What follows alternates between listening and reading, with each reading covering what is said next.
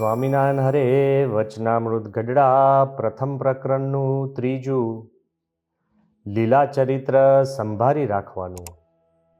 સ્વામિનારાયણ હરે સંવત 1876ના માક્ષર સુધી છઠને દિવસ શ્રીજી મહારાજ શ્રી ગઢડા મધ્યે દાદા ખાચરના દરબારમાં રાત્રિને સમયે વિરાજમાન હતા અને સર્વશ્વેત વસ્ત્ર ધારણ કર્યા હતા અને પોતાના મુખારવિંદની આગળ મુનિ તથા દેશ દેશના હરિભક્તની સભા ભરાઈને બેઠી હતી. પછી શ્રીજી મહારાજ બોલ્યા છે, જેને ભગવાનની મૂર્તિ અંતરમાં અખંડ દેખાતી હોય તેણે પણ ભગવાને જે અવતારે કરીને જે સ્થાનકને વિશે જે લીલા કરી હોય તે સંભાળી રાખવી અને બ્રહ્મચારી સાધુ અને સત્સંગી તેની સાથે હેત રાખવું અને સર્વને સંભાળી રાખવા. તે શા સારું છે? કદાપી દેહ મૂક્યા સમયે ભગવાનની મૂર્તિ ભૂલાઈ જવાય, પણ ભગવાનને જે સ્થાનને વિશે લીલા કરી હોય તે જો સાંભળી આવે અથવા સત્સંગી સાંભળી આવે અથવા બ્રહ્મચારી ને સાધુ સાંભળી આવે તો તેને યોગ્ય કરીને ભગવાનની મૂર્તિ પણ સાંભળી આવે અને તે જીવ મોટી પદવીને પામે અને તેનું ઘણું રૂડું થાય. તે માટે અમે મોટા મોટા વિષ્ણુ યાગ કરીએ છીએ તથા જન્માષ્ટમી અને એકાદશી આદિક વ્રતના વર્ષોવર્ષ ઉત્સવ કરીએ છીએ અને તેમાં બ્રહ્મચારી સાધુ સત્સંગીને ભેળા કરીએ છીએ. અને જો કોઈક પાપી જીવ હોય અને તેને પણ જો એમની અંતકાળે સ્મૃતિ થઈ આવે તો તેને ભગવાનના ધામની પ્રાપ્તિ થાય. શ્રીજી મહારાજ આ ગઢડા પ્રથમનું ત્રીજું વચનામૃત છે. લીલા ચરિત્ર સંભાળી રાખવાનું. પ્રમુખ સ્વામી મહારાજના પ્રાસાદિક શબ્દમાં જો કહીએ તો શોર્ટ એન્ડ સ્વીટ. આ વચનામૃત ટૂંકું છે પણ સંપૂર્ણ આપણા જીવનને મધુરું બનાવી શકે એવું મધુરું છે. આમ જોવા જઈએ તો વચનામૃત જો મુખપાઠ કરવો હોય તો અડધો કલાકનું કામ છે. In half an hour we can memorize this Vachanamrut. But to internalize it, it takes a lifetime. જીવનમાં એનો મર્મ જો ઉતારવો હોય તો સંપૂર્ણ જીવનની સાધના છે. ઘણી વખત આપણે આ વચનામૃત વાંચ્યું છે અને ઘણી વખત એનું નિરૂપણ પણ સાંભળ્યું છે. સૌ કોઈ સાધુ સત્સંગી અને ગુણભાવી પણ સહજ રીતે આપણે ભગવાનના લીલા ચરિત્રની સ્મૃતિ કરતા આવ્યા છીએ. It has become second nature. કોઈ પણ એવી સારી યાદી હોય કે કોઈ પણ આપણા મનની અંદર કોઈક સ્મૃતિ રહી ગઈ હોય, એ પછી આપણને ભગવાન સ્વામિનારાયણનો પ્રસંગ ગમતો હોય, ગુણાત્યાન સ્વામી મહારાજ, ભગતજી મહારાજ, શાસ્ત્રીજી મહારાજ, યોગીજી મહારાજ, પ્રમુખ સ્વામી મહારાજના તો અનેક પ્રસંગો અને આજે પ્રગટ ગુરુ હરિ મહંત સ્વામી મહારાજના પણ કોઈ પણ આપણા મનપસંદ પ્રસંગો કે અનુભવો આપણે મમરાવ્યા જ કરતા હોઈએ છીએ. પણ યાદી સાહજિક કરવી અને સ્મૃતિને સાધના બનાવવી એ વાતમાં તફાવત છે. શ્રીજી મહારાજ અહીંયા આપણને આગ્રહ કરે છે કે ભગવાનના લીલા ચરિત્ર સાંભળે છે પણ એને આપણે સાધના બનાવીને જો સંભાળીએ તો જીવનની અંદર એક ઊંડો આધ્યાત્મિક અનુભવ થાય છે અને જીવનનું સંપૂર્ણ પરિવર્તન થઈ શકે છે. જુદી રીતે આપણે આ જો સમજવું હોય તો એક વાત કહી શકાય કે you can move around the world as a traveller and you can observe the world as a scholar. આપણે મુસાફર બનીને આ પૃથ્વી ઉપર ફરીએ તો મજા આવે પણ એમાં કોઈ પ્રાપ્તિ નથી. પણ એક અભ્યાસુ તરીકે, એક વિચારક સંશોધક તરીકે, એક સાધક તરીકે આપણે જો આ પૃથ્વી ઉપર ફરીએ તો આપણને કાંઈ જ્ઞાન મળે છે, પ્રાપ્તિ થાય છે, આપણું મન અને જીવનના પર્સ્પેક્ટિવ્સ બદલાય છે. તો આનંદ કિલ્લોલ કરતાં આપણે સ્મૃતિઓ કરીએ એ વાત તો સારી જ છે, પણ એને સાધના બનાવીને પદ્ધતિસર જો ભગવાન અને સંતના લીલા ચરિત્ર આપણે સંભાળીએ તો એક બહુ જ મોટી પ્રાપ્તિ છે. આ કેવું છે કે anything that is done spontaneously, naturally, without any effort, એનો આપણને મહિમા નથી હોતો.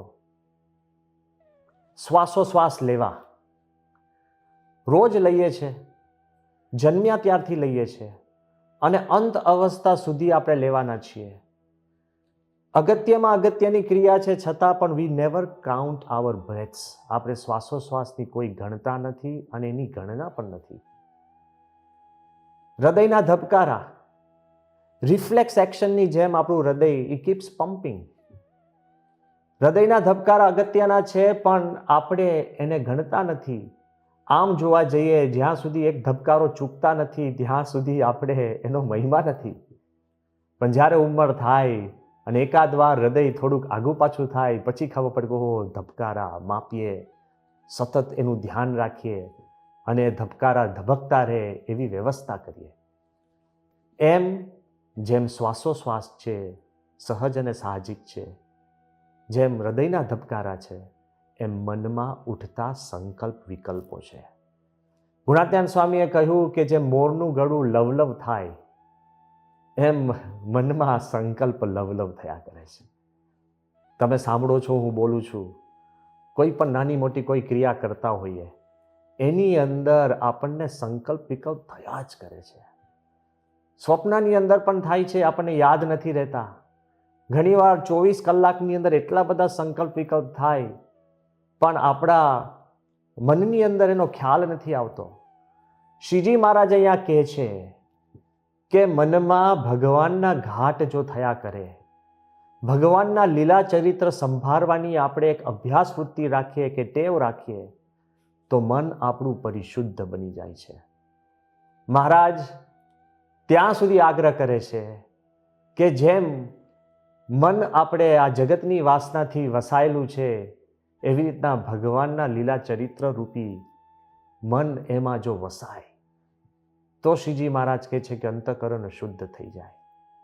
આ વાત આપણને અત્યારે ઘણીવાર સમજાતી નથી, પણ જ્યારે લીલા ચરિત્ર સંભાળવાની આપણે જો when we convert it into a સાધના, આપણું મન દઈને, અભ્યાસ કરીને, વિચાર કરીને આપણે મનને એ બાજુ વાળશું, સહજ બનાવી દઈશું, તો હકીકતની અંદર પ્રાપ્તિ બહુ જ મોટી છે. પ્રથમના 38ના વચનામૃતમાં મહારાજ કહે છે કે જે જાજુ ન સમજતો હોય, જાજુ એટલે આપણે બધા આવી ગયા, ભલે આપણને લાગે કે આપણે 15 વર્ષથી 20 વર્ષથી એક પેઢીથી આપણે સત્સંગમાં છીએ, પણ આપણું ઊંડાણ કેટલું, કયા શાસ્ત્રો વાંચ્યા છે, હેતે કરીને જોડાયા છે, સત્પુરુષની આપણે આજ્ઞા પાડીએ છીએ એટલે સત્સંગની અંદર આપણી રક્ષા સુરક્ષા થાય છે, પણ આપણી ડેપ્થ કેટલી, સાધના કઈ. તો શ્રીજી મહારાજ કહે છે કે જે સત્સંગમાં જાજુ ન સમજતા હોય એને ભગવાનના લીલા ચરિત્ર સંભાળવા એ શ્રેષ્ઠ છે. પ્રથમના 38ના વચનામૃતમાં મહારાજ કહે છે કે જેમ ફૂલે કરીને તિલ વસાય છે, એમ ભગવાનના ચરિત્ર રૂપે ફૂલમાં મનને વસાવવું. જો ભગવાનના ચરિત્ર રૂપી જાડામાં મનને ગૂંચવી મેળવું, ભગવાનના ઘાટ સતત કર્યા કરવા, એક સમયો અને બીજો કરવો અને બીજો સમયો અને ત્રીજો કરવો. મહારાજ કહે છે કે જો આપણે એક દિવસના પણ ચરિત્ર સંભાળવાની શરૂઆત કરીએ ને, એક દિવસના, તો શ્રીજી મહારાજ કહે છે એનો પાર આવે એમ નથી. તો 10-15 વર્ષથી આપણને સત્સંગ થયો હોય તો એનો અંત આવે એવો છે જ નહીં. અને કેવી રીતના ચરિત્ર સંભાળવા? તો શ્રીજી મહારાજ કહે છે કે મહારાજ આ જગ્યાએ ગયા હતા, આ ગામમાં બેઠા હતા, અહીંયા આગળ પરમહંસો હતા, આવી વાર્તા કરી, મહારાજની પૂજા થઈ, નાનામાં નાની ક્રિયા ભગવાનની આપણે સંભાળવી. અને એ કોને સંભાળવી? તો આ વચનામૃતની અંદર જે પહેલું વાક્ય છે એ ફરી હું વાંચું છું કે જેને ભગવાનની મૂર્તિ અંતરમાં અખંડ દેખાતી હોય તેને પણ ભગવાને જે અવતારે કરીને જે સ્થાનકને વિશે જે લીલા કરી હોય તે સંભાળી રાખવી. હવે ભગવાનની મૂર્તિ અખંડ દેખાતી હોય તેને પણ ભગવાનના ચરિત્ર સંભાળી રાખવા. આપણને પ્રશ્ન થાય કે લીલા ચરિત્ર સંભાળીને આપણે તો અંતે તો મૂર્તિ જ ધારવાની વાત છે, પણ જેને મૂર્તિ અખંડ દેખાતી હોય એને પણ સંભાળવા. આ વાક્ય યાદ રાખજો. અને આ જ વચનામૃતની અંદર જે છેલ્લું વાક્ય છે એ જોઈએ તો શ્રીજી મહારાજ કહે છે, અને કોઈક પાપી જીવ હોય તેને પણ જો એમને અંતકાળે સ્મૃતિ થઈ આવે તો તેને ભગવાનના ધામની પ્રાપ્તિ થાય છે. પાપીથી લઈ પુણ્યશાળી, સત્સંગમાં કોઈ નવો હોય એની માટે પણ સાધના કઈ છે? ભગવાનના લીલા ચરિત્ર સંભાળવા. અને સત્સંગમાં જૂનો હોય અને અંતિમ પગથિયા પર પહોંચ્યો હોય એની પણ સાધના કઈ છે? તો ભગવાનના લીલા ચરિત્ર સંભાળવા. જેને મૂર્તિમાં રસ નથી એને પણ સંભાળવા, અને જેને મૂર્તિ અખંડ દેખાય છે એને પણ સંભાળવા. વિચાર તો કરો. સામાન્ય રીતે આ દુનિયાની અંદર આપણે કોઈ પણ અભ્યાસક્રમ જોઈએ તો નર્સરીનો જે સિલેબસ હોય અને પીએચડીનું જે સિલેબસ હોય એ સરખું ના હોય. નર્સરીમાં ABCD કે કખ ગ એ શીખવાના હોય અને ઘૂંટવાના હોય, અને પીએચડીમાં આલ્ફાબેટ્સ કહેતા કે ABCD અને કખ ગ એ ઉત્પન્ન કઈ રીતે થયા એના ઉપર થીસીસ લખવાની હોય. બેવ એક્સ્ટ્રીમ છે, કમ્પ્લીટ સ્પેક્ટ્રમ. પણ શ્રીજી મહારાજ અહીંયા આપણને વચનામૃતમાં સમજાવે છે કે દરેક કક્ષાએ દરેક પ્રકારનો સત્સંગી હોય, એ પછી સાધક હોય કે સિદ્ધ હોય, એને આ સત્સંગની અંદર એક મુખ્ય સાધના છે ભગવાનના લીલા ચરિત્ર સંભાળી રાખવા. આ બહુ ખૂબીની વાત છે. કારણ કે આમ તમે જો ભગવાન સ્વામિનારાયણનું આપણે જીવન જોઈએ તો શ્રીજી મહારાજે મુક્તિનાથમાં તપ કર્યું, માનસરોવરમાં તપ કર્યું, અનેક જગ્યાએ તપ કર્યું, તપપ્રિયા હતા, છતાં પણ એમને તપને પ્રાધાન્ય આપ્યું નથી. પ્રથમના 38ના વચનામૃતમાં મહારાજ કહે છે, તમે એમ કહેશો કે અમે અન્ન થોડું જમીએ અને ઝાઝા ઉપવાસ કરીએ, તો મહારાજ કે અમે એ કહેતા નથી, તમે લીલા ચરિત્ર સંભાળો. શ્રીજી મહારાજનું તમે જીવન જુઓ તો આખા ભારતમાં એમને તીર્થયાત્રા કરી, પણ કોઈ પણ સત્સંગીઓને એવો આગ્રહ નથી કરતા કે તીર્થયાત્રા કરો, એમાં જ કલ્યાણ રહ્યું છે. શ્રીજી મહારાજે નાની ઉંમરે તમામ શાસ્ત્રોનો અભ્યાસ કરી અને એનો સારનો સાર કાઢ્યો હતો.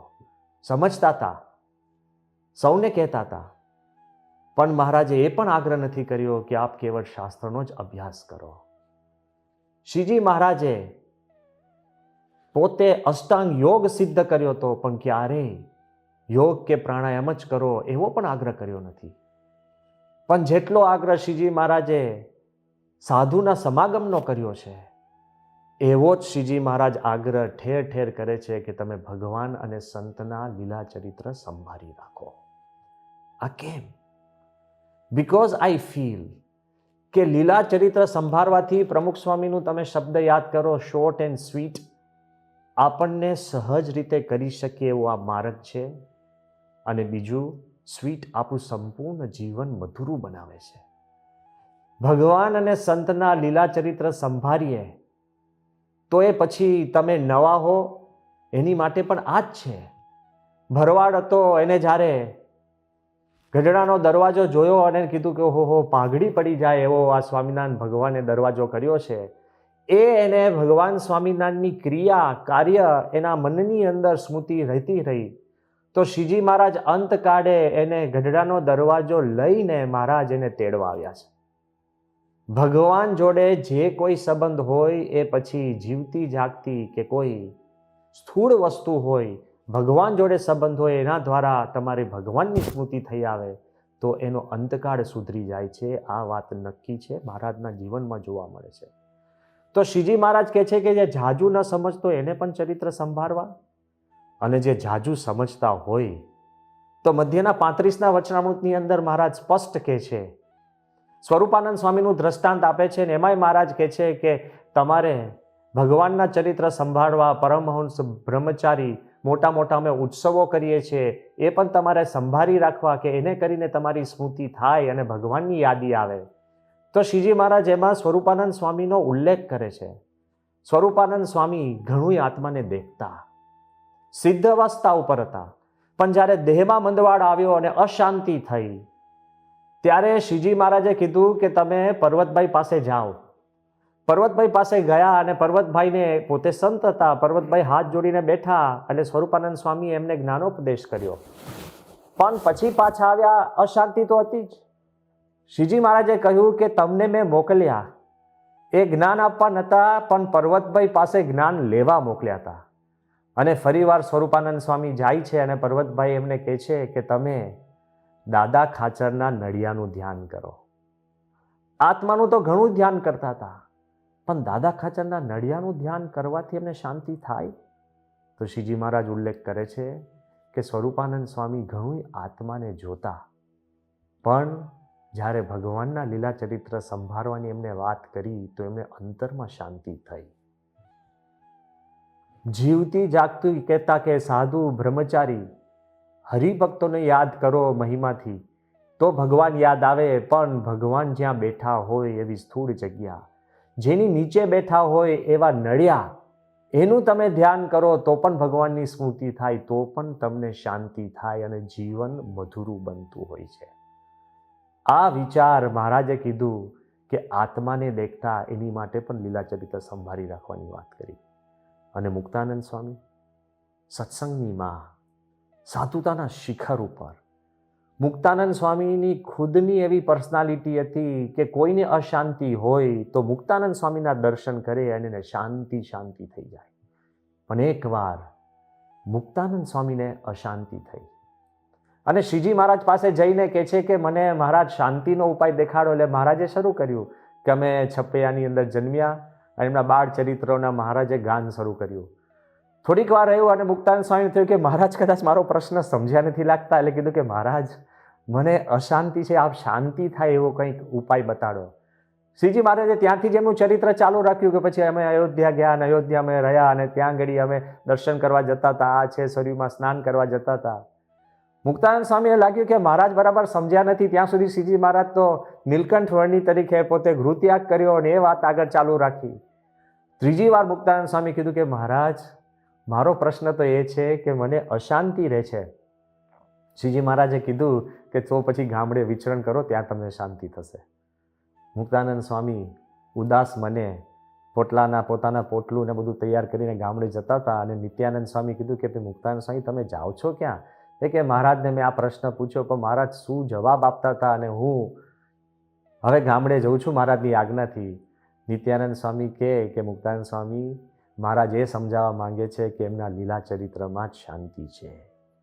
તો ફરી જુઓ, નહીં તપ, નહીં ત્યાગ, નહીં આત્મવિચાર, બધું જગત્યનું છે, પણ સાધુતાથી પણ પર ભગવાનના લીલા ચરિત્ર જો સંભાળી રાખીએ તો ભગવાન જોડે તમારો સંબંધ અખંડ તાજો રહે છે. શ્રીજી મહારાજે તો કહ્યું કે જે અવતારે કરીને જે સ્થાનકને વિશે, એટલે ભગવાન શ્રી રામ, ભગવાન શ્રી કૃષ્ણ, શંકર ભગવાનથી લઈ જે આપણા અવતારો થયા છે, બધાના લીલા ચરિત્ર આપણે માટે જીવનને ઉર્ધ્વગતિ પમાડનાર છે. પણ જે પ્રગટ ભગવાન હોય, જે સ્વરૂપે તમને ભગવાન મળ્યા હોય, તેના લીલા ચરિત્ર વિશેષ થઈ સંભાળવા કલ્યાણકારી છે. જે સ્વરૂપે ગુરુ સ્વરૂપે આજે ગુરુહરિ મહંત સ્વામી સ્વરૂપે આપણને ભગવાન સ્વામિનારાયણની પ્રાપ્તિ થઈ છે, તો એમના લીલા ચરિત્ર આપણે સંભાળીએ તો અંતરમાં શાંતિ અને પ્રાપ્તિ થાય છે. આ વાત નવી નથી. જ્યારે વેદવ્યાસજીએ 17 પુરાણ લખ્યા અને સમગ્ર સમાજની અંદર સૌ ભક્તોને આનંદ કિલોલ થતો હતો, એના અંતરમાં ખાલી પોતો, એમના અંતરમાં સૂનું સૂનું હતું. એવી શાંતિ અને એવી પૂર્ણકામપણાની એવી પ્રતીતિ નહોતી. અને તે વખતે જ્યારે નારદજી એમને કહે છે કે તમે 17 પુરાણ કર્યા, પણ પ્રગટ ભગવાન તે વખતે કૃષ્ણ ભગવાન કે એના તમે લીલા ચરિત્રનું તમે ગાન કરો, અને જ્યારે એમને શ્રીમદ ભાગવતની રચના કરી ત્યારે એમના અંતરનો ખાલીપો દૂર થયો. આ વાત જુદી જુદી રીતે આપણે સાંભળી હશે, પણ હકીકતની અંદર જ્યારે ભગવાનના લીલા ચરિત્ર તમે સંભાળો છો ને, અને એ પછી પ્રગટ ભગવાન કે પ્રગટ ગુરુહરિ રૂપ, ત્યારે આપણા અંતરની અંદર શાંતિ તો થાય, પણ પ્રાપ્તિથી આપણને પૂર્ણકામપણાનો એક અનુભવ થાય છે. આપણે લીલા ચરિત્ર સંભાળવાથી એક સેતુ બંધાય છે, સતત ભગવાન અને સંતની સ્મૃતિ રહે છે. લીલા ચરિત્ર સંભાળવાથી ભગવાન અને સંતમાં જે ગુણો છે એને યાદ કરવાથી આપણા જીવનની અંદર એ ગુણો પ્રાપ્ત થાય છે. અને સતત ભગવાન અને સંતમાં દિવ્ય ભાવ રાખવાથી, લીલા ચરિત્ર સંભાળવાથી આપણને એક જીવનની અંદર એક ઊંડી આધ્યાત્મિકતાની અનુભૂતિ થાય છે. મને ઇદમ યાદ છે, પ્રસંગ સામાન્ય છે, નાનો છે, પણ બહુ જ સ્મૃતિદાયક છે. 1983ની સાલમાં બાપાને હાર્ટ એટેક આવ્યું હતું, અને હાર્ટ એટેક આવ્યો, અમે તો બધા ભગતમાં હતા, અને 18 યર ઓલ્ડ બધા નાના બધા ભગતો હતા, જેને કે એટલી બધી ડેપ્થ પણ નથી સત્સંગની અંદર. પણ સ્વામીને હાર્ટ એટેક આવ્યું હતું એટલે બધા પાર્ષદોએ ભેગા થઈ અમદાવાદમાં અમે એક કાર્ડ બનાવ્યું હતું અંગ્રેજીની અંદર, ગેટ વેલ સૂન નહીં પણ ગેટ વેલ ઇમિજિએટલી, એવી ભાવના હતી. પૂજ્ય ઈશ્વર સ્વામીએ આ કાર્ડ જોયું અને પછી ઈશ્વર સ્વામી રાજી થાય, અને ઈશ્વર સ્વામી કહે કે તમે 2 પાર્ષદો ત્યાં BR પટેલની હોસ્પિટલમાં બરોડા જાઓ અને બાપાને આ કાર્ડ આપો. એટલે તે વખતે નિર્મલસિંહ રાણા એ સંપૂર્ણ બધું આયોજન કરતા હતા, અને આપણા યુવા પ્રવૃત્તિના એ મુખ્ય. એટલે એમની એક બ્લુ ફિયાટ ગાડી હતી, એમાં તિલક ભગત એટલે મારું નામ, અને બીજા આપણા સગર ભગત, અત્યારે સંત પુરુષ સ્વામી. એટલે અમે 2 એ ગાડીમાં બેઠા, અને રાણા સાહેબે તો અમને એમની એકદમ મક્કમ અને મધુરી ભાષામાં કહ્યું કે જુઓ, બહુ બીજે ક્યાંય આગા પાછા થવાનું નથી, સીધા ત્યાં આપણે જઈએ, હોસ્પિટલમાં બાપાને મળવાનો આગ્રહ કરવાનો નથી, ત્યાં કાચ હશે, કાચની બહારથી તમારે દર્શન કરવાના, અને બસ દર્શન કરીને પાછા, અને સ્વામીને અનુકૂળતા હશે તો આ કાર્ડ અંદર પહોંચાડશું, નહીં કે ન પણ પહોંચાડીએ. અમે તો અંદર ગયા, અમને તો બીજું કશી ખબર નથી. કાચમાંથી બાપાના દર્શન કરતા હતા, અને જેવું આ કાર્ડ બાપા પાસે અંદર લઈ ગયા તો બાપા એકદમ રાજી થયા. નો બડી વોઝ અલાઉડ. અને એકચ્યુઅલી ઇટ વોઝ ડિસિપ્લિન કે જ્યારે તમારા ગુરુ રિકુપરેટ થતા હોય હાર્ટ એટેક પછી, તો આપણે ડિસ્ટન્સ રાખવું જ જોઈએ. પણ સ્વામીએ કોણ જાણે કેમ સ્વામીએ કીધું કે પાર્ષદોને અંદર બોલાવો. એટલે પછી અમે અંદર ગયા, rarest of the rare opportunity, હજુ એકદમ મને યાદ છે. અને જેવું સ્વામીને કાર્ડ સમજાવ્યું, અંગ્રેજી હતું, સ્વામી બીમાર હતા, અને આ તો સામાન્ય કહેવાય, આવા ગેટ વેલ સૂન કાર્ડ તો આપણે અખંડ કેટલાને બધા એકબીજાને લખતા હોઈએ છીએ, પણ એક સામાન્ય પાર્ષદોનો પ્રેમ સ્વામીએ છેક છાતી ઉપર કાર્ડ મૂક્યું. ડૉક્ટર BR પટેલને બોલાવ્યા, એમને આખું કાર્ડ સ્વામી કે સમજાવો. તે કાર્ડની અંદર એક નાની કવિતા હતી, અને કવિતા કહી કે what does my heart say to your heart, મારું હૃદય તમારા હૃદયને શું કહે છે. On your beat I have a crush, so rest and not rush. મારું હૃદય તમારા હૃદયને શું કહે છે કે તારા ધબકાર ઉપર મને પ્રીતિ છે, પ્રીત છે. એની એક જ રીત છે, આરામ કરો, દોડધામ નહીં. આ સામાન્ય છે, આ તો ભાવાર્થ ગુજરાતીમાં કીધો. સો રેસ્ટ એન્ડ નોટ રશ. હવે આ સામાન્ય વાત હતી, બધી જ વાત પતી ગઈ. પછી ફરી વાર અમારે ઊભા થવાનું, ત્યારે સ્વામીએ એકદમ ધીરે રહીને અમને નજીક બોલાયા અને કહ્યું, બાપા કે તમે હમણાં જેમ અમને વાત કરી કે હૃદયની વાત, તમારું હૃદય અમારા હૃદયને શું કહે છે. મેં કીધું હા બાપા. તો સ્વામી કે હું તને હૃદયની વાત કરું. અને અમે એકદમ આશ્ચર્યચકિત થઈ ગયા. સ્વામી કે તમે બધા ત્યાં અમદાવાદ છો. પછી સ્વામી પાર્ષદોના નામ બોલવા માંડ્યા. સ્વામી કે સુખદેવજી, પછી બીજા બધા પાર્ષદોના વારાફરતી નામ બોલવા માંડ્યા. પછી સ્વામી કે ઈશ્વર સ્વામી, સંતોના નામ બોલવા માંડ્યા. પછી સ્વામી કે અમે તમને સંભાળીએ અને તમે અમને સંભાળો. સ્વામી કે હૃદયની વાત નાની છે, પણ ભગવાન અને સંત આપણને અખંડ સંભાળતા હોય છે. આપણે જ્યારે એમને સંભાળીએ તો it's a direct connection with God and our guru. પણ એ સંભાળવાની આપણે સાધના બનાવવી પડે, સતત નિયમિત સંભાળવા પડે. જો આપણે આ કરીએ તો આપણા જીવનની અંદર અનંત ઘણું સુખ પ્રાપ્ત થતું હોય છે. આગળ જેમ વાત કરી તેમ લીલા ચરિત્ર સંભાળવા ઇઝ બટ નેચરલ. દરેક વ્યક્તિ પોતાના લીલા ચરિત્ર એ અખંડ સંભાળી જ રાખતા હોય છે. What is memory? યાદશક્તિ. આપણે ક્યાં હતા, શું કર્યું, કેવી અનુભૂતિ થઈ. It's a collection of memory. અને જૂના મિત્રોને મળીએ અને પછી આપણને કહીએ કે 2 દિવસ બહુ આનંદ આવ્યા. એ આનંદ શેનો છે? તો તે વખતે આપણે આ કરતા હતા, ભણતી વખતે અહીંયા બેઠા હતા, અહીંયા ગયા હતા, આ થયું હતું, આ જોયું હતું, આ ખાધું હતું, આ પીધું હતું. What is that? વ્યક્તિને ખુદના લીલા ચરિત્રમાં પણ આનંદ આવતો હોય છે. અરે, સામાન્ય લોકોના લીલા ચરિત્રમાં આનંદ આવતો હોય છે. ગોસિપ શું છે? તમે છાપામાં વાંચો, કોઈકનું સાંભળો, ગામ ગપાટાની અંદર શું હોય છે? એકબીજાની વાતો હોય છે, લીલા ચરિત્ર જ હોય છે.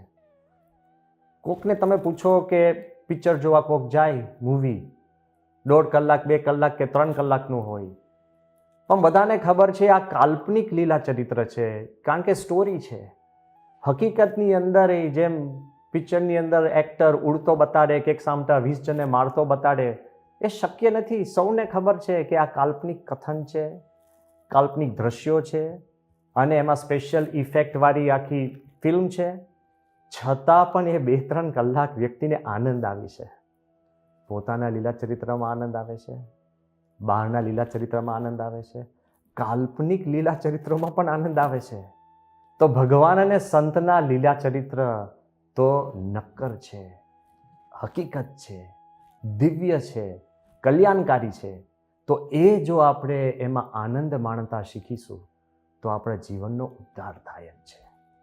હમણાં જ સાયકોલોજિસ્ટે એક એક્સપેરિમેન્ટ કર્યો કે સ્મૃતિઓ કરવાની તાકાત કેટલી છે. What is the power of remembrance? તેની તાકાત કેટલી છે? તો હાર્વર્ડના one of the longest serving psychologist Ellen Langer કરીને, એને કેટલા દાયકાઓથી પોતે સાયકોલોજિસ્ટ છે. 1981ની સાલમાં એને એક એક્સપેરિમેન્ટ કર્યો હતો, which is known as the counter clockwise study. કે જ્યારે સમય કહેતા કે ઘડિયાળ તમે 20 વર્ષ પાછળ લઈ જાઓ અને સમય અને વાતાવરણ બદલો તો માણસના મન ઉપર શું અસર થાય છે. તે લોકોએ 8 એવી વ્યક્તિઓ લીધી અને એ 70-75 વર્ષની વ્યક્તિઓ, અને એ 8 વ્યક્તિઓને એક જૂની મોનેસ્ટરીની અંદર લઈ ગયા. આખી મોનેસ્ટરી રેટ્રોફિટ કરી હતી, એટલે 20 વર્ષ પહેલાંનું વાતાવરણ ઊભું કર્યું હતું. એટલે આ બધી વ્યક્તિઓ તે વખતે 45-50 વર્ષની હોય એવું વાતાવરણ ઊભું કર્યું હતું. 20 વર્ષ પહેલાંના છાપા, 20 વર્ષ પહેલાંનું ટેલિવિઝન, 20 વર્ષ પહેલાંના ટેલિફોનો, 20 વર્ષ પહેલાંના ઘર, 20 વર્ષ પહેલાંનું ડેકોર, ફર્નિચર. ટીવી ચાલુ કરે તો 20 વર્ષ પહેલાં જે તમારી ટીવી સિરિયલ આવતી હોય એ જ આવે. 20 વર્ષ પહેલાંના પોતાના જ ફોટા એ આખા બધા આપણા વોલ્સ ઉપર લગાડેલા હોય. બધું જ વાતાવરણ. 20 વર્ષ પહેલાં એ લોકો જે જમતા હશે એનું ખાવાનું નક્કી કરીને એ જ ખાવાની ડીશ આવે.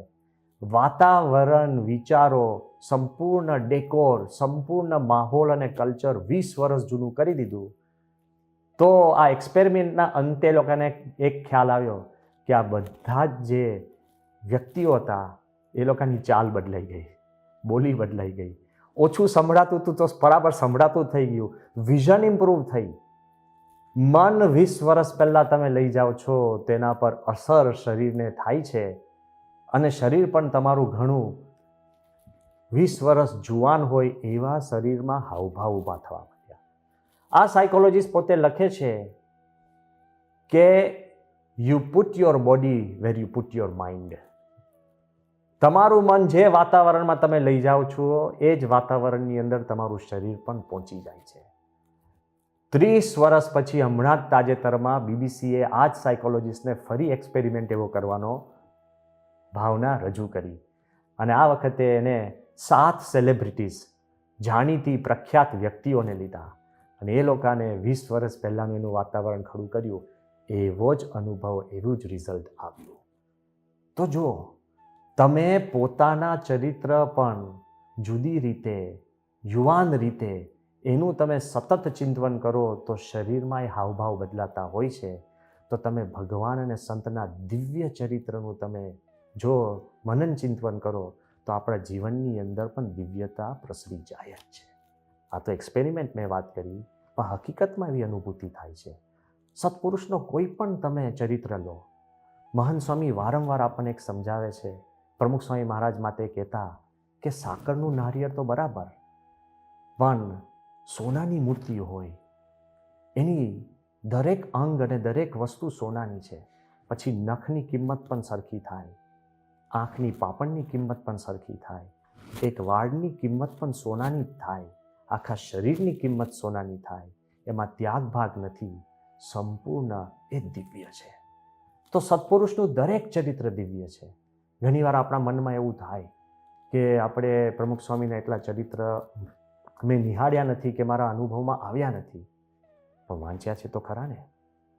આપણે શ્રીજી મહારાજના કયા ચરિત્ર નજરે દીઠા છે, તો એ સંભાળવાથી શાંતિ થાય છે. ગુણાત્યાન સ્વામી, ભગતજી મહારાજ, શાસ્ત્રી મહારાજના ચરિત્રો આપણે સાંભળીએ તો અંતરમાં કેફ આવી જાય. યોગીજી મહારાજના ચરિત્ર આપણે સાંભળીએ તો I personally feel it just can be Yogiji Maharaj and nobody else can even duplicate them. કેવા દિવ્ય, કેવા ઇનસન્ટ. તો હું એ કહેવા માંગુ છું કે આપણે ચરિત્ર ભલે ન દેખ્યા હોય, પણ સાંભળીને પણ એનું ચિંતન કરીએ તો પણ એવી જ અનુભૂતિ થાય છે. પણ ચરિત્ર કેવા? ઘણીવાર આપણા મનમાં એમ થાય કે કોઈ પ્રસંગ બને, કોઈ ઉપદેશ મળે, કે કંઈક એવી ક્રિયા થઈ હોય, કંઈક એવું ઐશ્વર્ય દેખાડ્યું હોય, એને હું ચરિત્ર માનું, એવું નથી. રિપોર્ટમાં ઘણીવાર તમને એવું જોવા મળશે કે પ્રમુખ સ્વામી મહારાજ મીટિંગમાં ગયા. આવો તો ઢગલો જગ્યાએ તમને મળશે કે મીટિંગમાં ગયા, અને આપણને લાગે બસ મીટિંગમાં ગયા, બસ મીટિંગની અંદર કોઈ ચરિત્ર થતા નથી. એવું નથી. Everything that he did was a spiritual experience. હું એક દ્રષ્ટાંત આપું, એમાં આપણને ખ્યાલ આવી જશે કેટલી કેટલી અનુભૂતિ થાય છે. 2 એપ્રિલ 2009ની સાલમાં સ્વામી શ્રી સારંગપુર હતા પ્રમુખ સ્વામી મહારાજ. મને એકદમ યાદ છે, એટલા માટે આ કહું છું કે સ્વામીએ લગભગ 10:15 થયા હશે અને આફ્રિકાના તમામ ટ્રસ્ટીઓ, હરિભક્તો બધા આવ્યા હતા અને આફ્રિકામાં મોટો ઉત્સવ કરવાના હતા, એની માટેની મિટિંગ અને આમંત્રણ આપવા આવ્યા હતા. એટલે બાપાને મિટિંગમાં જવાનું હતું. પહેલું આપણા મનમાં થાય કે સ્વામી સો ફોકસ્ડ. હવે જેવા મિટિંગમાં મેં ગયા અને મને એકદમ આખું દ્રશ્ય યાદ છે. બાપા અહીંયા બેઠા અને આ બાજુ વિવેક સાગર સ્વામી, જ્ઞાનેશ્વર સ્વામી, નારાયણ મુનિ સ્વામી અને હું, અમે 4 સંતો હતા. પછી મહેન્દ્રભાઈ બેરિસ્ટર, એમની બાજુમાં અરવિંદભાઈ સાહેબ, પછી હર્ષદભાઈ રાણા, અને પછી એમની બાજુમાં બાબુભાઈ જિંજા, પછી એમની બાજુની અંદર ભાનુભાઈ કિસુમુવાળા, પછી આપણે ભીખુભાઈ કંપાલાવાળા, પછી દારેસલામવાળા આપણા સુભાષભાઈ, અને પછી એમની બાજુની અંદર મુકેશભાઈ સાઉથ આફ્રિકા, નિરંજનભાઈ અને ઘનશ્યામભાઈ પબારી. એટલે આ બધા સેમી સર્ક્યુલર, આખા બધા નજીકમાં જ સામે સેમી સર્ક્યુલર રીતે ચેર્સ ગોઠવેલી હતી. સ્વામી જેવા મિટિંગની અંદર બાપાની વ્હીલચેર આવી અને જેવા બાપા બેઠા, હજુ તો અમે જય બોલાવે એટલે પહેલાં સ્વામી આમ દ્રષ્ટિ કરી કે ઠાકોરજી. એટલે તરત જ જ્ઞાનેશ્વર સ્વામી, નારાયણ મુનિ સ્વામી ને અમે 3 ઊભા થયા. એટલે જેવા અમે ઠાકોરજી લેવા દોડ્યા, સ્વામી કે 1 મિનિટ. સ્વામી કે આપણે 1થી કામ પતતું હોય તો 3 દોડવું નહીં. મીટિંગની શરૂઆત એટલે અમે તરત ઊભા રહી ગયા. મેં કીધું બાપા કે આપ આજ્ઞા કરો તો આમ તો બધા જ ઊભા થઈ જાય એવું છે, આ તો અમે ખાલી 3 જ ઊભા થયા. સ્વામી હસવા લાગ્યા અને સ્વામી કે બરાબર, કે પણ 1થી કામ થતું હોય તો 3 દોડવું નહીં. એટલે 1 જણ ઠાકોરજીની મૂર્તિ લેવા ગયા. અને પછી આગળ જુઓ, સ્વામી આમ દ્રષ્ટિ કરી, એમાં એક ખુરશીની જગા નથી, એ પાછળ બેઠા હતા ઘનશ્યામ પબારી. સ્વામી એને દ્રષ્ટિ કરી, એ ખુરશી છે ને સીધી લાઈનમાં લાવી દીધી. સ્વામી જ્યારે પણ મીટિંગ કરતા હતા તો સમત્વ, કોઈ આગળ કે પાછળ, કોઈ મોટું કે નાનું, બધાને આદર આપીને બધાના અભિપ્રાય સ્વીકારતા. પછી જ્યારે મીટિંગની શરૂઆત થઈ એટલે તે વખતે સીધું જ આપણે અરવિંદભાઈ સાહેબે વાત કરી કે બાપા આપે ઘણી બધી કૃપા કરી અને અત્યારે આફ્રિકામાં 50 વર્ષ સત્સંગના પૂરા થાય છે અને નાયરોબીના 10 વર્ષ પૂરા થાય છે, તો આજ વખતે ન ભૂતો ન ભવિષ્યથી એવો મોટો ઉત્સવ કરવો છે. તો સ્વામી અમે ખાસ બધા એક થઈને આવ્યા છે અને આપ ખાસ 51 સંતોને લઈને ત્યાં પધારો. અને સ્વામીને જેવી આખી આ રજૂઆત કરી એટલે સ્વામી બહુ સાહજિક રીતે બોલ્યા. સ્વામી કે આપણે કેટલા સંતોની સંખ્યા હવે અગત્યની છે કે કેટલો સમાસ થાય? એટલે બધા કે બાપા સમાસ થાય. સ્વામી કે હવે તો આપણે છે ને ટેકનોલોજીના યુગમાં જીવીએ છીએ, તો ઓછા સંતે ઝાઝો સમાસ થાય એવી અમે ગોઠવણ કરી આપીએ તો બધા કે હા હા બાપા એ ચાલશે, અમે રાજી જ છીએ. અને પછી બધાએ વાત માન્ય રાખી. આગળ ઉપર પછી સ્વામીએ વાત કરી. સ્વામી કહે કે આપ બધા આવ્યા છો તો જેને જેને જે રજૂઆત કરવી હોય બધા રજૂઆત કરે. એ લોકોએ આગળ વાત કરી કે સ્વામી કે અમારી તો ભાવના છે કે એવો ઉત્સવ થાય કે આખી દુનિયામાં એનો પડઘો પડે. સ્વામીએ કીધું કે અત્યારે દુનિયાની અંદર મંદી ચાલે છે, તો આપણે ઉત્સવ પણ માપમાં કરવો જોઈએ. સ્વામી કે ગમે તેટલી તમારી ભાવના હોય. હરિભક્તોએ કીધું કે બાપા અમને મંદી નથી. સ્વામી કે પણ સમાજને છે ને. સ્વામી કે સમાજનું ધ્યાન રાખીને આપણે સેવા ભક્તિ કરવી. તો બીજો મુદ્દો સ્વામીએ શીખવાડ્યો સહજ રીતે કે જે કાંઈ કાર્ય કરીએ છીએ એ કમ્પેશનેટલી કરવું. જે કરીએ છીએ તો ભક્તિના વેગની અંદર પણ સમાજને અને સૌને ધ્યાનમાં રાખીને આપણે સેવા ઉત્સવો કરીએ છીએ. પછી આગળ જેમ વાત ચાલી મિટિંગની અંદર અને સ્વામીએ કીધું કે બધાને જેને જેને જે વાત કરવી હોય એ કરો, અને એક એકની સામે જોયું, એક એકના અભિપ્રાય લીધા, બધાએ વાતચીત કરી. એ જ્યારે આખી વાતચીત આગળ ચાલતી હતી એની અંદર એકદમ અરવિંદભાઈ સાહેબ એકદમ ભાવ વિભોર થઈને એને કીધું કે બાપા કે તમે અમારા ઉપર અનહદ કૃપા કરી. અને પછી એ દંડવટ કરવા લાગ્યા કે સ્વામી તમે અમારો આ સંકલ્પ પૂરો કર્યો, તમે અમારી પર બહુ કૃપા કરી. સ્વામી તે વખતે ગદગદ કંઠે સ્વામી હાથ જોડીને કહે, સ્વામી કે તમે બધા સેવા કરો છો તો અમને પણ એમ થાય પણ તમે અમને માફ કરજો કે તમારી સંપૂર્ણ ભાવના હું પૂરી નથી કરી શક્યો. બધા કે કઈ બાપા? સ્વામી કે તમારી ઈચ્છા છે કે હું પણ આવું, પણ સ્વામી કે અમારી તબિયત છે, દેહનું હવે સારું રહે ના રહે એવી અમારી તબિયતનું બરાબર ખ્યાલ રહેતો નથી, તો એટલે હું નહીં આવી શકું, એની માટે તમે મને ક્ષમા કરજો. બધા હરિભક્તોએ સહર્ષ આ તમામ વાત સ્વીકારી અને ખૂબ બધા આનંદમાં હતા. એ વખતે જ્યારે આ બધી વાતચીત ચાલતી હતી એની અંદર મહેન્દ્રભાઈ બેરિસ્ટર એકદમ બોલ્યા કે બાપા એક વાત તમે આશીર્વાદ આપી દો કે તમે અત્યારે અમને એક કલ્યાણનો કોલ આપો કે અમારા સૌનું કલ્યાણ પાકું. તે વખતે બાપાએ કીધું કે શાસ્ત્રી મહારાજને સેવ્યા છે, યોગી બાપાને સેવ્યા છે, એટલે કલ્યાણમાં તો કોઈની શંકા નથી, પણ આ પૃથ્વી પર આપણે રહીએ છીએ એટલે સંપીને કામ કરવું પડે. કારણ કે તમે બધા સંપીને આવ્યા છો, એક મત લઈને આવ્યો છો, એટલે આપણો આ ઉત્સવ પૂરો. અને બાપાએ પછી એ વાત કરી કે ભગવાન રાજી છે, આ પૃથ્વી ઉપર જે કાંઈ કાર્ય કરીએ એ સંપીને કાર્ય કરીએ અને કરો છો એમાં અમે રાજી છે. અને તે વખતે પછી રાજીપામાં અરવિંદભાઈ સાહેબે બાપાને ફરી કીધું કે બાપા કે જેવા સંતો તમને વહાલા છે અને તમારા દીકરા સમાન છે, સ્વામી એવા જ વહાલા અને અમને પણ આપના દીકરા સમાન સમજજો હરિભક્તોને. તરત જ એમને રોકતા સ્વામી કે અમારા દરબારમાં કોઈ ભેદરેખા નથી. સંતો અમને વહાલા છે એટલા જ વહાલા તમે સૌ હરિભક્તો છે. સ્વામી કે બધા જ અમારા સંતાનો છો અને શ્રીજી મહારાજને તો કોઈ રેખા જ નથી. જે મહારાજનું ભક્તિ ભજન કરે, જે સેવા કરે એ બધા એમના મને સરખા છે.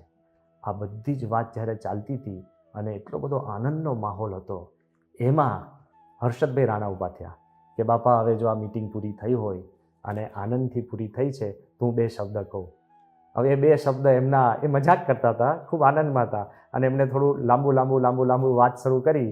સ્વામીએ તરત જ વિવેકસાગર સ્વામી સામે જોયું અને પેંડાની એક થાળી હતી. સ્વામીએ પેંડા સામે જોયું એટલે વિવેકસાગર સ્વામીએ પેંડો લઈ અને હર્ષદભાઈ રાણાના મોઢા પર મૂકી દીધો. તરત બોલતા બંધ થઈ ગયા અને સ્વામી જે હસ્યા. સ્વામી કે આ સારી વાત કરી. સ્વામી કે કોઈ બોલતા હોય અને બંધ કરવા હોય તો મોઢામાં પેંડો મૂકો, એટલે આખી કરવાની જરૂર નથી.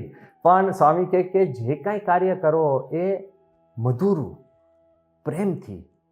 અને હજુ હર્ષદભાઈ રાણા બીજો બોલવા ગયા એટલે પછી સુભાષભાઈએ, અત્યારે તો આપણે સુભાષભાઈ માટે પ્રાર્થના કરીએ કે એમની તબિયત નરમ છે અને ખૂબ એમને સેવા કરી છે. મહંત સ્વામીએ પણ ખૂબ આશીર્વાદ આપ્યા છે, પણ સુભાષભાઈ પણ ઊભા થઈને બીજો પેંડો હર્ષદભાઈ રાણાને જમાડ્યો. અને આ બધી જ્યારે વાત ચાલતી હતી ને બધા આનંદમાં હતા એટલે હર્ષદભાઈએ બાપાને કીધું બાપા એક સ્મૃતિ માટે એક ફોટો પાડી લઈએ. અને તે વખત નાનચંદ સ્વામી બોલ્યા કે તમે બધા હરિભક્તો ઊભા થઈ અને બધા બાપાની વ્હીલચેરની પાછળ બધા ગોઠવાઈ જાઓ તો આપણે એક સુંદર ફોટો પાડીએ. અને બાપાએ તે વખત કીધું કે નાનચંદ આટલા બધાને આપણે ઊભા કરીએ એના કરતાં આપણી વ્હીલચેર તમે ફેરવી દો ને તો કોઈને ઊભા થવું પડે નહીં. સ્વામીની વ્હીલચેર ફેરવીને ફોટો પડાવ્યો. આખી જિંદગી સ્વામી સૌને એડજસ્ટ થયા છે. આ મીટિંગ હતી પણ મીટિંગની અંદર ઠાકોરજીનું પ્રાધાન્ય, મીટિંગની અંદર સર્વને સમાનતા, મીટિંગની અંદર સર્વેનું સાંભળવું, મીટિંગની અંદર પોતે ક્ષમા માંગવી, મીટિંગની અંદર ભલે કલ્યાણની વાત કરવી પણ સંપની વાત ન ભૂલવી, મીટિંગની અંદર સ્વામીએ સૌને પોતાના વાલા કરીને રાખ્યા અને મીટિંગની અંદર સ્વામીને જેને કહેવાનું હોય એ મધુરતાથી કહેવું અને જિંદગી પર એડજસ્ટ થયા છે. આ એક પ્રમુખ સ્વામી મહારાજની સામાન્ય મીટિંગનું એક સેમ્પલ છે. આવી તો ઢગલો કોઈ પણ પ્રસંગ આપણે લેશો ને એને તમે સ્મૃતિ કરશો તેની અંદર બાપા ગુરુહરિ મહંત સ્વામી શ્રીજી મહારાજ તમને નવી ને નવી પ્રેરણા આપતા જ રહેશે અને આપણું જીવન બદલાતું જ રહેશે. કદાચ કોકને લાગે કે આપણે નિત્ય નવીન પ્રસંગોની સ્મૃતિ કરવી, ખોટું નથી, કરો, પણ કદાચ એક પ્રસંગ બન્યો હોય ને એની પણ જિંદગીભર જો સ્મૃતિ કરીએ ને તો પણ એ કાફી છે. પ્રમુખ સ્વામીના જીવનમાંથી જ આપણને આ જોવા મળે છે, મહંત સ્વામીના જીવનમાંથી જ આપણને આ જોવા પ્રાપ્ત થાય છે. કેવી રીતના સ્મૃતિ કરવી? તો જ્યારે 2008 2 જાન્યુઆરી બાપાને જ્યારે શતાબ્દીનો ઉત્સવ પત્યો અને બાપાને એન્જિયોપ્લાસ્ટી કરવા માટે, એન્જિયોગ્રાફી કરવા માટે આપણે મુંબઈ લઈ જવા પડ્યા તાત્કાલિક ધોરણે. સ્વામીને છાતીમાં દુખતું હતું અને જ્યારે એન્જિયોગ્રાફી પતી ફવાસ શોલ કરીને એક્સપર્ટ ડૉક્ટર ભટ્ટાચાર્ય પણ ત્યાં હતા અને એમને ટ્રાય કર્યો અને સ્વામીને વ્યવસ્થિત રીતે જરૂર ન લાગી એટલે પછી ન કરી. અને જ્યારે સ્વામીને સ્ટ્રેચર પર બહાર લાવતા હતા તે વખતે ડૉક્ટર કિરણ દોશીએ બાપાને પૂછ્યું કે બાપા આપણે કંઈ પ્રશ્ન? સ્વામી કે ના ના. એ સાંઈ થોડોક પગ ખેંચાતો. સ્વામી કે ના ના એવું કંઈ થયું નથી. અને પછી આગળ વાત કરી કે બાપા તમને આ બધા ડૉક્ટરો વાત કરતા સંભળાતા હતા? કારણ કે થોડું ઘણું સંભળાતું હતું. પણ સ્વામી કે હું તો કોકે કીધું કે બાપા સૂઈ ગયા હતા. બાપા કે ના ના, હું તો અક્ષર ડેરીમાં હતો અને અક્ષર ડેરીમાં મહારાજની મૂર્તિ સામે શાસ્ત્રીમાં યોગીજી મહારાજ મને દીક્ષા આપી, આખો પ્રસંગ. અને શાસ્ત્રીમાં યોગીજી મહારાજને કીધું તમે એના પર હાથ મૂકો. આખો પ્રસંગ બાપા બોલવા લાગ્યા અને સ્વામી કે મને ખ્યાલ જ નથી આવ્યો, હું તો અક્ષર ડેરીમાં જ હતો. આ યાદ રાખજો, 2008ની સાલની વાત છે કે હું અક્ષર ડેરીમાં હતો. 1993 25 ફેબ્રુઆરી જ્યારે બાપાને તાત્કાલિક કલકત્તાથી આપણે મુંબઈ લાવવા પડ્યા. સ્વામીને ચક્કર આવતા હતા અને કોઈને કારણ નહોતું ખબર પડતી શેના કારણે ચક્કર હતા. સ્વામીના ઓડિયોમેટ્રી ટેસ્ટ કર્યા, સ્વામીના બ્રેઇન ઉપર, મગજ ઉપર આપણે કેટલા 20 થી 30 લીડ્સ મૂકીને સ્વામીને એના આખા ગ્રાફ્સ લીધા, કોઈ પ્રશ્ન નહીં. પછી સ્વામીનું બેરા ટેસ્ટ કરવાનું હતું, બ્રેઇન સ્ટેમ ઇવોક્ડ રિસ્પોન્સ ઓડિયોમેટ્રી. એ બેરા ટેસ્ટ કરવાનું હતું. એની અંદર સ્વામીએ 1 કલાક સૂવું પડે અને એની અંદર સંપૂર્ણ આપણે કહીએ ને શુષ્ક મન, વિચાર શૂન્ય મન કરવું પડે ને એની અંદર બધા બ્રેઇન વેવ્સ લેતા હોય. તો સ્વામીને પ્રયત્ન કર્યો પણ સ્વામીનો ટેસ્ટ બરાબર ના આવે એટલે યોગીચંદ સ્વામીએ સ્વામીને કીધું, આ યોગીચંદ સ્વામીના મુખે આ પ્રસંગ સાંભળ્યો છે અને યોગીચંદ સ્વામીએ સાંભળ્યું કે બાપા ડૉક્ટર કહે છે કે તમારા મનમાં કોઈક વિચારો ચાલ્યા કરે છે તો વિચાર સંપૂર્ણ બંધ કરજો. પ્રયત્ન કર્યો તોય ચાલ્યા જ કરે ને કંઈક ગ્રાફ્સમાં બરાબર આવે જ નહીં. કલાક સુધી આખો પ્રયત્ન કર્યો અને બરાબર આવ્યો નહીં અને ડૉક્ટરે કીધું કે આપણે ફરીવાર કાર્ય કરવું પડશે પણ તમે પ્રમુખ સ્વામીને કહેજો એ કંઈક વિચાર્યા કરે છે. મનને સંપૂર્ણ વિચાર શૂન્ય કરી દેવું પડે.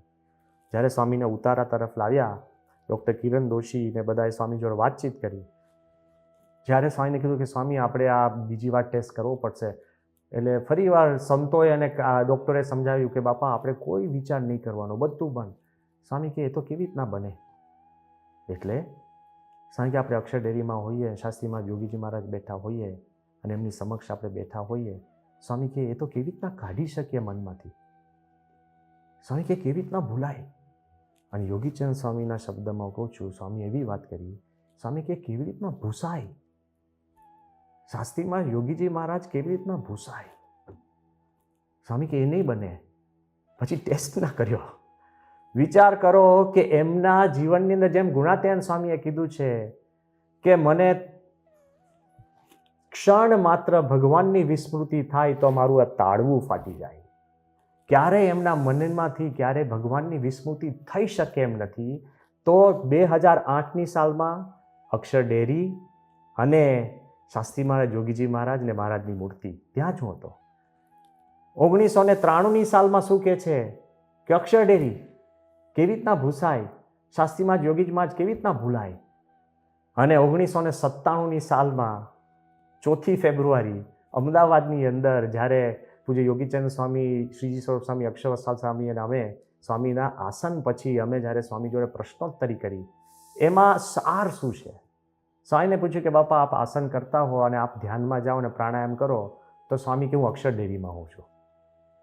મેં કીધું બાપા તમે અત્યારે પરદેશમાં હો? સ્વામી કે અક્ષરડેરીમાં. સ્વામી અત્યારે અમદાવાદમાં? સ્વામી કે ના, નથી, અક્ષરડેરીમાં. સ્વામીએ ગાડીમાં આસન કર્યા હોય કે સ્મૃતિ કે અક્ષરડેરીમાં. કાયમી રોજ. પછી કીધું કે બાપા અક્ષર મહારથની મૂર્તિઓએ બેઠા હોય અને પછી સ્વામી કે શાસ્ત્રીમાં યોગીજી મહારાજ ફરી વાર સેમ સિચ્યુએશન, શાસ્ત્રીમાં યોગીજી મહારાજની મૂર્તિ અક્ષરડેરી. આ તો બરાબર. જ્યારે આગળ અમે પૂછ્યું કે બાપા સામાન્ય રીતે કોઈ આસન કરતા હોય તો એ તો પોતાના સ્વાસ્થ્ય માટે કરતા હોય, પ્રાણાયામ કરતા હોય તો પોતાના શરીર માટે કરતા હોય, તો આપ આજે આસન કરો છો. સ્વામી કે ભગવાનની ઈચ્છાથી શરીરનું જે થવું હોય થાય, પણ ભગવાન અને મહારાજ અને સ્વામીની સ્મૃતિ થાય છે, એનાથી શાંતિ થાય, સ્મૃતિમાં જ શાંતિ થાય. અને જ્યારે કીધું કે બાપા કોઈ તમારી આસનની આ મ્યુઝિક કેસેટ સાંભળે તો એને શું આશીર્વાદ આપો છો? સ્વામી એવું નથી બોલ્યા આ આસન કરતી વખતે સાંભળે તેનું શરીર સારું રહે. સ્વામી કે એને ભગવાનની સ્મૃતિ થાય તો ભગવાનની સ્મૃતિમાં જ શાંતિ છે. રાતે જ્યારે યોગીચંદ સ્વામીએ જે આ બેરા ટેસ્ટ વખતે જ્યારે 93માં પૂછ્યું હતું કે સ્વામી તમે જ્યારે આસન કરતા હો અને તમે જ્યારે ઓમ બોલતા હોય તો તમને ઘણીવાર એવી અનુભૂતિ થાય કે શાસ્ત્રી મહારાજનો જ અવાજ છે? સ્વામી કે થાય, ઘણીવાર એવું કામ થાય, આપણને લાગે આપણાથી શક્ય જ નથી, તો શાસ્ત્રી મહારાજ જ કરે છે એવું થાય, એવી જ અનુભૂતિ થાય. ત્યારે યોગીચંદ સ્વામીએ કીધું કે બાપા આ નિજાત્માનમ બ્રહ્મરૂપમ એનો સાર આ થયો કે તમે જ શાસ્ત્રી મહારાજ છો. જ્યારે આપણે ભગવાનના ચરિત્રની સ્મૃતિ કરતા હોય ત્યારે ભગવાનનું અખંડ જાણપણું રહે છે. જ્યારે ગુરુની સ્મૃતિ કરતા હોય ત્યારે ગુરુમાં તમારે એકાત્મ ભાવ ઉત્પન્ન થાય છે. કદાચ કોઈ આશ્ચર્યથી સ્મૃતિ કરે એ સારું છે, ભક્ત એને અહોભાવથી સ્મૃતિ કરે એ તો વિશેષ સારું છે, પણ જ્યારે એકાત્મ ભાવથી આપણે ગુરુની સ્મૃતિ કરીએ ત્યારે આપણે એકાત્મતા ઉત્પન્ન થાય છે. સ્વામી એના ઉપર સ્ટેમ્પ માર્યો કે વડતાલના 11માં કહ્યું છે કે જ્યારે સંત સાથે, સત્પુરુષ સાથે સાચી પ્રીતિ એ જ આત્મદર્શન અને એ જ પરમાત્મા દર્શનનું કારણ છે. તો વિચાર કરીએ આપણે કે ભગવાન અને સંતની સ્મૃતિ એની શક્તિ કેટલી બધી છે, આપણા જીવનમાં આમૂલ પરિવર્તન લાવી શકે એવી તાકાત છે. અને હકીકતની અંદર પ્રમુખ સ્વામી એમને તો અનેક પ્રસંગો શાસ્ત્રી મહારાજના થઈ ગયા, પણ એક પ્રસંગ જિંદગી પર રોજ આસનમાં એ એમને રિલેક્સેશન વખતે હોય કે જીવનમાં કાંઈ કોમ્પ્લિકેશન દેખાતું કહેતા કે એન્જિયોગ્રાફી હોય, પણ એ જ પ્રસંગ, ઝાઝા પ્રસંગ નહીં બન્યા હોય પણ એકાદ હોય એને જિંદગી પર યાદ કરશું તો પણ આપણું જીવન સફળ બની જાય છે. અને બાપાએ કયો પ્રસંગ સિલેક્ટ કર્યો આપણને સમજાવે છે. સ્વામી એવું નથી કીધું કે મારી તો આવડત નથી, હું નાનો હતો અને છતાંય શાસ્ત્રી મહારાજે મારામાં વિશ્વાસ રાખીને મને પ્રમુખ બનાવ્યો, એ કહી શકે. સ્વામી કે મને અપનાવ્યો, મને અક્ષરડેરીમાં દીક્ષા આપી. તો આપણે સાધુ હોઈએ કે કોઈ હરિભક્ત હોઈએ, દરેકનો એ પ્રસંગ તો બન્યો ને, આપણે દીક્ષા આપી, અપનાવ્યા, અને હરિભક્તને કંઠી પહેરાવી એ અપનાવ્યા. દરેકના મનમાં એવું હોય કે મને અપનાવ્યો. સુવર્ણ તુલા વખતે બાપા શું બોલ્યા? પ્રથમ તો હું ભગવાનનો આભાર માનું છું કે જેને આ મનુષ્ય દેહ આપ્યો, અને શાસ્ત્રીમાં યોગીજી મહારાજ જેને મને અપનાવ્યો. આપણા મનમાં લીલા ચરિત્ર સંભાળતા હોઈએ ત્યારે આપણને અખંડ દાસ ભાવ કે મને અપનાવ્યો. મહંત સ્વામી મહારાજ અવારનવાર આપણને કહે છે કે જ્યારે યોગીજી મહારાજ આણંદમાંથી પસાર થતા હતા અને તે વખતે આણંદના એ પોતે તળાવ પર બેઠા હતા, યોગીજી મહારાજે નજીક બોલાવી અને કીધું કે અમારાથી ભૂલચૂક થઈ હોય તો માફ કરજો. તો એકદમ હલી ગયા કે આટલી નિર્દોષતા, આટલો પ્રેમ. ટૂંક સમય પછી જ્યારે યોગીજી મહારાજ ટ્રેનમાંથી પસાર થતા હતા અને રેલવે સ્ટેશન ઉપર યુવક તરીકે વિનુ ભગત ત્યાં દર્શન કરવા ગયા, વિનુભાઈ, અને કોકે કીધું કે બાપા વિનુભાઈ પણ આવ્યા છે.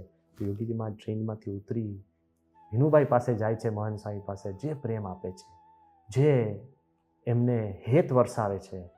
તો એમણે કીધું કે ત્યાં ને ત્યાં સ્ટેશન ઉપર બેસી ગયા, ગાડી તો ક્યાંની જતી રહી, પણ યોગીજી મહારાજની સ્મૃતિ નથી ગઈ. 6 મહિના સુધી રોજ મહંત સ્વામી ત્યાં જઈ અને આ સ્મૃતિ કરે. He kept it alive. અત્યારે પણ મહાન સ્વામી એમના મનમાં ભાવના છે કે યોગીજી મહારાજે અપનાવ્યા. વારંવાર મહાન સ્વામી મહારાજ આપણને શું કહે છે કે પ્રમુખ સ્વામી મહારાજ જ બધું કરે છે, એ જ કરીને ગયા છે. આ કેવળ કહેવાની વાત નથી. જ્યારથી ગુરુપદે આવ્યા હતી ત્યારથી એકની એક વાત, જેમ પ્રમુખ સ્વામી કે અક્ષર ડેરીમાં શાસ્ત્રીમાં યોગીજી મહારાજ, એમ આપણા મનમાં મહાન સ્વામી અને પ્રમુખ સ્વામી મહારાજની શીખ પ્રમાણે આપણા મનમાં એક ક્લેરિટી રહે કે આપણા ગુરુએ આપણને અપનાવ્યા, આપણા ભગવાને આપણને અપનાવ્યા. અને આવી એકાદ સ્મૃતિ આપણે જો જીવનભર ટકાવી શકીએ ને તો આખું આપણું જીવન ટકી જશે. શ્રીજી મહારાજ કહે છે કે જેને ભગવાનની મૂર્તિ અખંડ દેખાતી હોય તેને પણ ભગવાનના લીલા ચરિત્ર સંભાળી રાખવા. સાથે સંતો, બ્રહ્મચારી, ઉત્સવ, સમયા, ક્રિયા એ બધામાં દિવ્ય ભાર રાખવી. તો અત્યારે જેમ વિજ્ઞાન કહે છે એસોસિએટિવ મેમરી, કે સંબંધે કરીને જે તમારી યાદ શક્તિ છે એને કરીને ભગવાનની સ્મૃતિ થાય તો અંતે રૂડું થાય છે. તો આ લીલા ચરિત્ર સંભાળવા એ આપણી એક સહજ ક્રિયા કરતાં પણ એને જો સાધના બનાવીશું તો આપણા અંતરની અંદર શાંતિ રહેશે, મન બદલાશે, જીવન બદલાશે અને આપણી ગતિ પણ બદલાશે. એ જ આજના દિવસે પ્રાર્થના. ઇતિ વચનામૃતમ, એવી રીતે ગઢડા પ્રથમ પ્રકરણનું ત્રીજું થયું. શ્રી સ્વામિનારાયણ ભગવાન. આવી વધુ કથા સાંભળવા શ્રવણમાલા ચેનલને સબસ્ક્રાઇબ કરો.